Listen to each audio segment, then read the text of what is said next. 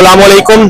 जमात इस्लामी जिला बस्ती की जानिब से, डिस्ट्रिक्ट सेंटर की जानिब से उर्दू बाजार नाज़माबाद के नज़दीक ये कैंप कायम है और बुक एक्सचेंज का ये कॉन्सेप्ट है सोशल वेलफेयर के हवाले से और फलाही सहूलत है लोगों के लिए। और इसमें जो है हम लोगों से वो किताबें लेते हैं जो उनके इस्तेमाल में नहीं है और उन लोगों को देते हैं जो अफोर्ड नहीं कर सकते।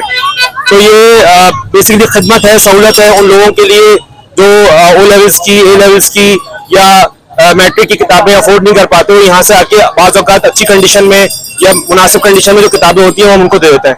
इसके अलावा जूते, पानी की बोतलें, लंच बॉक्सेज या स्टेशनरी का जो भी सामान हमारे पास डोनेट होकर आता है वो भी हम एज इट इज़ लोगों को दे देते हैं।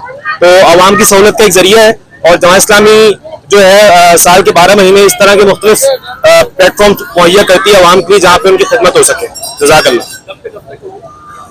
ये जो है 19 अप्रैल तक है। 4 अप्रैल को इसका आगाज हुआ था और 19 अप्रैल तक यहाँ पे है उर्दू बाजार नाज़माबाद नंबर 1।